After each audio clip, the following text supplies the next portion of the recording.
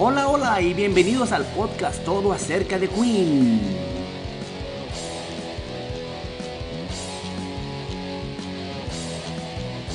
Un podcast en donde encontrarás la historia, las canciones escritas, el suceso y hecho interesante acerca de la misma. La carrera de esta gran banda conformada por Brian May, Freddie Mercury, Roger Taylor y John Deacon. Si te gusta Queen, has llegado al podcast ideal para enterarte de todo lo referente a ellos. Yo soy fan desde que era niño y hoy en día sigo admirando y disfrutando de la música y la historia de esta gran banda. Mi nombre es Andy Ortiz, creador del sótano nerd, Paul McCartney's All the Best, de todo un poco y por amor a la música. Podcasts que ya están disponibles para que te suscribas en las plataformas que más te gusten y donde puedes puntuar y sugerir temas, comentarios en el correo de elsotanonerd@yahoo.com. Comenzamos con el episodio de hoy.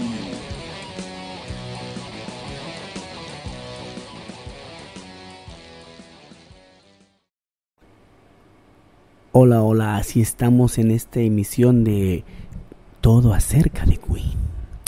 El día de hoy te voy a hablar de los primeros pasos que dio la banda de Queen. Y para esto vamos a enero de 1972, cuando Queen empezaba a hacer sus ensayos de los títulos que formarían parte de su primer álbum. Para esto, ellos van a lo que son los estudios Trident, donde ya habían estado anteriormente ahí artistas reconocidos, entre ellos los Beatles, y para ellos estaban establecidos dos productores, Roy Thomas Baker y John Anthony. Pero el tiempo que ellos usaban los estudios era el tiempo que realmente era, digamos, tiempo muerto del estudio. Es decir, las horas en las que nadie estaba ahí utilizando el estudio. Estas grabaciones empezaron en el verano del 72. John Anthony fue el primer productor que estuvo designado para su creación, pero como él estaba trabajando en diferentes proyectos y el horario nocturno que Queen estaba llevando era entre las 2 de la mañana y las 8 de la mañana, realmente le cobró cuota muy fuerte a su salud, especialmente porque, como te digo, estaba trabajando en álbumes como Home y All Stewart. Anthony entonces decidió irse de vacaciones a Grecia un tiempo y se quedó en su lugar ya Roy Thomas Baker casi un buen periodo de este tiempo. Este productor Thomas Baker ya estaba en Trident desde 1969, aunque empezó en Decca un poco de tiempo más atrás. Más bien empezó en Decca y ya para unirse a Trident en el 69, bueno, él ya había tenido algunas grabaciones importantes, entre ellas All Right Now, que canta Free, y también la canción de Bang a Gong, Getting On, de T-Rex. Y al igual que a John Anthony, el cansancio le llegó pronto a Roy Thomas Baker, pero la energía de los integrantes de Queen era lo que también a él le contagiaba esa energía para seguir, ya que ellos tenían hambre de probarse a sí mismos. Brian May recuerda que grababan casi todo, querían que fuera grabado a la perfección. Cada guitarra la grababan 4 veces y las líneas vocales se repetían demasiado, que por lo general el sonido acababa algo deteriorado por el sobreuso de los overdubbing, que es la grabación sobre grabación sobre grabación, sobre todo que en ese tiempo la consola era análoga, obviamente con cinta, y el hecho de que se grabara y se regrabara iba desgastando la cinta. Al final, bueno, ellos tenían 16 tracks y aún así no era suficiente. Y bueno, la degradación natural de la cinta tiene su cuota o paga su cuota aquí en esta situación. Y es algo que a Roger Taylor no le gustó mucho en cuanto a la batería, porque en ese tiempo el sonido de la batería no estaba muy, o no lo hacían muy presente, no le daban mucha importancia, y era más que nada algo así como mantenerla como de fondo, no tanto como algo que fuera a hacer al mismo tiempo como un carácter principal o un personaje principal. Era solamente algo que estaba ahí, y eso lo escuchaban muchos, por ejemplo en la caída y surgimiento de Ziggy Stardust y las arañas de Marte de David Bowie, que fue grabado también en Trident Studio al mismo tiempo que Queen, y El hombre loco a través del agua de Elton John, realizado en el 71. Ya ahí se notaban como la batería en los álbums pop realmente era algo muy insignificante, no le daban tanta importancia. Bueno, después de que descansa John Anthony en Grecia, vuelve a su posición como manager, pero como productor, junto con Roy Thomas Baker, que había estado siendo asistido ya por Mike Stone, que también ya tenía algo de tiempo en Trident Studio, y rápidamente se volvió el ingeniero de sonido de Queen. Anthony le enseñó a su aprendiz el método de aplicar la mezcla al álbum, es decir que ellos tenían que tomar el sonido como si fuera una grabación en vivo, que no pareciera que estaba grabando en secciones o en partes. Por tanto, ya durante las grabaciones en este tiempo, Freddie, Roger y Brian les pidieron si podían participar con dos covers. En este sentido es I Can Hear Music de los Beach Boys y Going Back de Dusty Springfield, y el resultado fue un sencillo de 45 revoluciones que usaron bajo el seudónimo de Larry Lurex en referencia al cantante Gary Glitter. Y bueno, eso fue es algo que queda ahí en esas sesiones de Trident, como que después se fue para las colecciones de los más cercanos a Queen desde aquella época, obviamente. Ya para noviembre 1 del 72, el contrato de Queen y Trident fue oficialmente firmado. Norman Sheffield, que era el líder de Trident, junto con su hermano Barry, habían encontrado al distribuidor para el álbum. En varios meses, el hombre de negocios que había estado empleando los servicios de este distribuidor era Jack Nelson, que trabajaba para una pequeña compañía de producción llamada El Pulgar Azul. Nelson fue llevado ahí para asegurarse de que el manejo del grupo y ayudarlos a encontrar un sello. Entonces Nelson realmente cayó rápidamente al encanto de Queen. Estaba determinado a mover cielo y tierra para asegurarse de que ese disco se realizara.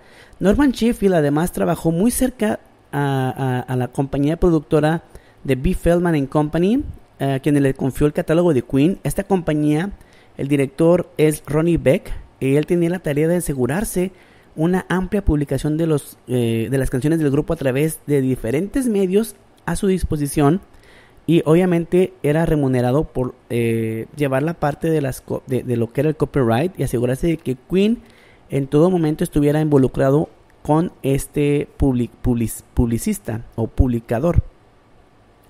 Mientras todo eso pasaba, Jack Nelson estaba batallando para encontrar un distribuidor, y en enero del 73, después de muchos meses de acaloradas negociaciones, él tuvo una carta que como digamos, la sacó ya de la manga, ya de desesperación, y le confió una copia del álbum Queen a Ronnie Beck, que estaba dejando Midem en Cannes.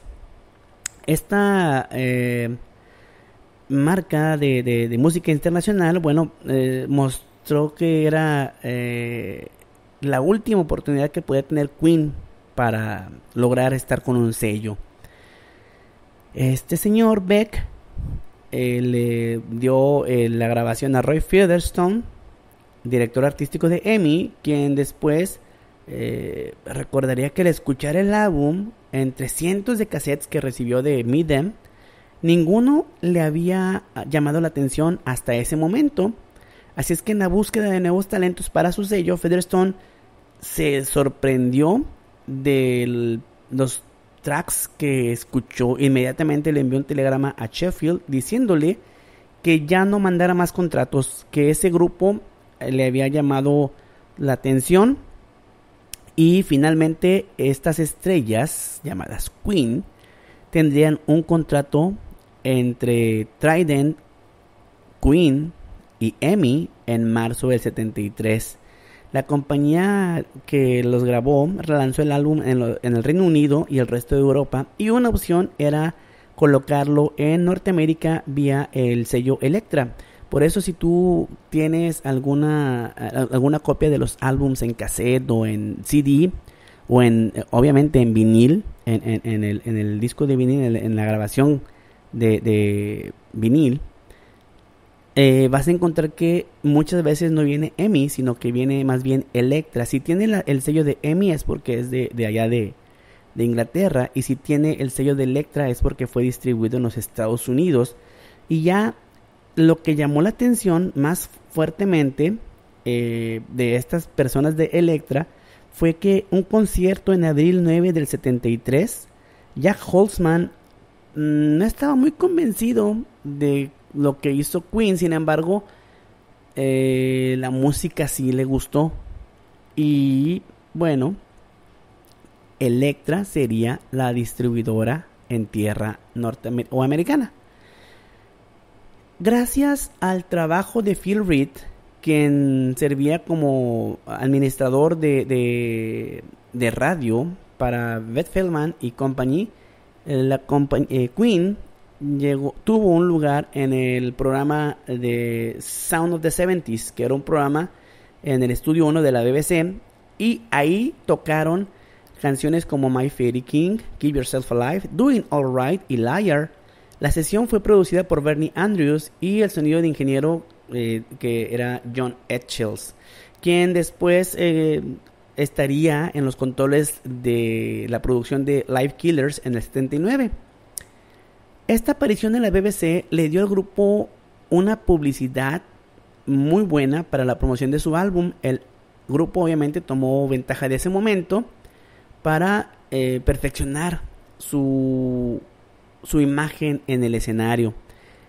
Al mismo tiempo que Queen daba unos cuantos conciertos, se estaban realmente enfocando más en escribir nuevas canciones que expandieran esta carrera musical. Y el concierto más importante de todos fue en el Marquee Club en abril 9 de 73, en la forma de una presentación que empezó con Father to Son, un título que, bueno, estaría en el segundo álbum, y terminaron con la canción, un tipo cover de Jim Vincent's Bebop Olula, en homenaje, obviamente, a sus ídolos de los años 50. El grupo también trabajó aquí en sus vestimentas. ¿Te acuerdas que te hablaba yo de Sandra Rhodes? Empezaban ellos ya a ver estas vestimentas que llamaran la atención, donde ya Brian May usaba sus vestimenta con las mangas muy amplias, muy grandes, y los movimientos muy parecidos a los que hacía Pete Townshend de The Who. Así que ya Queen estaba teniendo un desarrollo un poco más teátrico o teatral. Queen también en este periodo tomó una ventaja de lo que era la producción para su siguiente álbum, optando para trabajar con el fotógrafo Douglas Puddifoot, a quien Roger Taylor ya conocía desde su adolescencia en Cornwall. Y Brian May, que estaba actuando como director artístico de esa ocasión, tomó una foto durante un concierto en el Club de Londres en 1972 de la parte frontal del álbum, y esta fotografía es donde Freddie está con sus brazos levantados hacia el aire, obviamente frente de la audiencia, con un proyector iluminándolo como si fuera una luz divina. Entonces para Brian esa era la elección obvia. Como él era el cantante, pues tendría también que ser la imagen principal de esta portada, ¿no? Y En julio del 73 el álbum fue lanzado bajo el nombre de Queen, aunque se propusieron varios nombres alternativos como los Top Facts, Pics and Info y aún Dear Me, que era una expresión que usaba Roy Thomas Baker durante las grabaciones. Roger Taylor finalmente, bueno, pues, creo que él era el que quería otro título, pero al final él se decantó también por llamar homónimamente al álbum como la banda, es decir, Queen. Y aunque no tuvo ventas muy importantes, el Melody Maker dio algunas críticas positivas y decía que, bueno, encontraban algunos trazos de Yes y Black Sabbath que también podían ser encontrados estructuralmente en lo que parecía un sonido original. Y la revista Rolling Stone aún comparaba mucho a Queen con Led Zeppelin. Obviamente, bueno, sobre todo por las situaciones del feedback y todo lo que hacían, pero EMI encontró que esta retroalimentación que recibía de las editoras, bueno, le dio ganas de promocionar el sencillo Keep Yourself Alive, que fue lanzado en julio 6 de ese año. Y el grupo grabó también unas sesiones en la BBC, otras sesiones. Y ahí, bueno, presentaron también Son and Daughter, Liar y See What a Fool I've Been. Que un mes después el grupo filmaría un video promocional para realizar este álbum de Queen en los Estados Unidos, que sucedería el 4 de septiembre del 73. Y el noviembre 12 de ese mismo año, el grupo empezaría un tour en el Reino Unido como grupo de apertura para Mott the Hoople. Y aunque las ventas no fueron como se esperaba, los promocionales de EMI funcionaron como estaba previsto, ya que el tour le permitió a Queen crecer en confianza y enfrentarse cada vez con un número más creciente de fans. A pesar de que ellos recibían algunas críticas muy virulentas, los cuatro amigos continuaron con sus fechas ya establecidas para hacer crecer más a sus seguidores, y eventualmente fueron ellos ensombreciendo a Mott the Hoople, así que en menos de 6 meses 15,000 copias del disco fueron vendidas en Gran Bretaña y 85,000 copias en Estados Unidos. Por tanto, Queen se pasó de pronto a estar entre los principales grupos británicos en enero del 74. Según esto, bueno, en la revista Sounds. Para el final del 73, las canciones compuestas para este primer álbum fueron ya estaban hechas, ya estaban escritas, pero es decir, no fue algo que ellos hubieran compuesto en el trayecto de estas sesiones, sino que ya estaban hechas. Literalmente, Doing Alright estaban hechas ya con Smile. Liar las había hecho Freddie Mercury con Ivex. Y bueno, Doing Alright era con Smiley y Brian May y Tim Staffel. Así que la banda realmente eran canciones que ya tenía trabajadas por separado. Y estaban empezando a trabajar como grupo. Por eso ya querían empezar a hacer sus propias canciones. Ahora, aquí en este álbum, John Deacon, y eso para que cheques en los créditos, está acreditado como Deacon John, ya que aunque a él no le gustaba, Freddie, y en ese momento diría que había sido un error de imprenta, pero la verdad era diferente. Ese error de imprenta era realmente algo que Freddie Mercury creía que era una fórmula que dejaría a John Deacon como con una persona con más elegancia y carisma. Es decir que según Freddie Mercury, llamarle Deacon John tendría más pegue con los seguidores que John Deacon. Y obviamente John Deacon no estaba de acuerdo, porque su nombre no era tal y él quería llevar su nombre tal cual. Y ya para el siguiente álbum él aparece ya como John Deacon. Y algo que aquí vas a notar si tienes el álbum físico, a partir de este álbum y los siguientes en los 70s, hay una pequeña advertencia en la parte trasera que dice: y nadie tocó sintetizadores. Esto es irónico porque, bueno, realmente cuando tú escuchas todo lo que hacen las guitarras de Brian May y todos los sonidos que se generan, realmente parece que es el sonido del sintetizador, pero son solamente las guitarras de Brian May y sus efectos. Así es, esta es la parte previa a lo que sería el álbum de Queen 1. En el siguiente emisión te voy a decir qué pasó en las sesiones de Lane Lea. Hasta luego. Recuerda dar like, suscribirte y compartirlo. Además, si gustas, ya puedes escuchar también el álbum de Stoic Minds. Ya está en Spotify, Amazon Music, Apple Music, en la plataforma que gustes y busques. Ahí están. Las canciones que escuchas de fondo son de estos álbums que están por salir. Ya salió uno, pronto saldrá el otro. Hasta luego.